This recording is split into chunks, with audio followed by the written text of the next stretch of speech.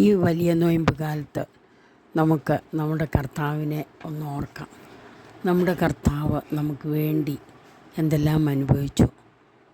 നമ്മുടെ വേദനകൾ നമ്മളെപ്പോഴും പരാതിപ്പെട്ടുകൊണ്ടിരിക്കുന്ന ഈ സമയത്ത് കർത്താവിൻ്റെ വേദനയിലേക്ക് നമ്മൾക്കൊന്ന് തിരിഞ്ഞു നോക്കാം. നമുക്ക് വേണ്ടി അനുഭവിച്ച ആ വേദനകൾ, അവിടുന്ന് ഒടുവിലത്തെ താഴെ സമയത്ത് അപ്പോസ്തലന്മാരുടെ കാലുകൾ കഴിയ ശേഷം അങ്ങയുടെ അമൂല്യ ശരീരവും തിരക്തവും അവർക്ക് നൽകുകയും അവരെ സ്നേഹപൂർവ്വം ആശ്വസിപ്പിക്കുകയും തനിക്ക് വരാൻ പോകുന്ന പീഡാനുഭവങ്ങളെപ്പറ്റി അവരോട് പ്രവചിക്കുകയും ചെയ്തത് നമുക്ക് ഓർക്കാം.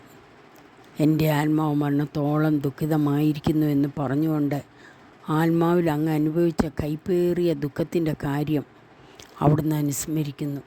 ക്രൂശിതനാകുന്നതിന് മുമ്പ് രക്തം വീർത്തുകൊണ്ട് 3 പ്രാവശ്യം പ്രാർത്ഥിച്ച ശേഷം സ്വശിഷ്യനായി യൂദാസിനാൽ വഞ്ചിക്കപ്പെട്ടപ്പോഴും താൻ തിരഞ്ഞെടുത്ത് ഉയർത്തിയ ജനതയാൽ തന്നെ ബന്ധിതനാക്കപ്പെട്ടപ്പോഴും കള്ളസാക്ഷികളാൽ ആരോപിതനായപ്പോഴും യൗവനത്തിൽ തന്നെ പവിത്ര പെസഹക്കാലത്ത് 3 ന്യായാധിപന്മാരാൽ അന്യായമായി വിധിക്കപ്പെട്ടപ്പോഴും അങ്ങ് അനുഭവിച്ച, അവിടുന്ന് നമുക്ക് വേണ്ടി അനുഭവിച്ച എല്ലാ ഭയവും വേദനയും ഉത്കണ്ഠയും നമുക്ക് ഓർക്കാം. വസ്ത്രം ഉരിഞ്ഞെടുക്കപ്പെട്ടതും പരിഹാസനിന്ദനങ്ങളാൽ ആവരണം ചെയ്യപ്പെട്ടതും കണ്ണുകളും മുഖവും മൂടിക്കെട്ടി അടിക്കപ്പെട്ടതും മുൾമുടി അണിയിച്ചതും കയ്യിൽ ഞാങ്കണ പിടിപ്പിച്ചതും ഇടിച്ച് ഞെരുക്കപ്പെട്ടതും ആക്ഷേപസകാരങ്ങളാൽ അങ്ങ് മൂടപ്പെട്ടതും നമുക്ക് ഓർക്കാം.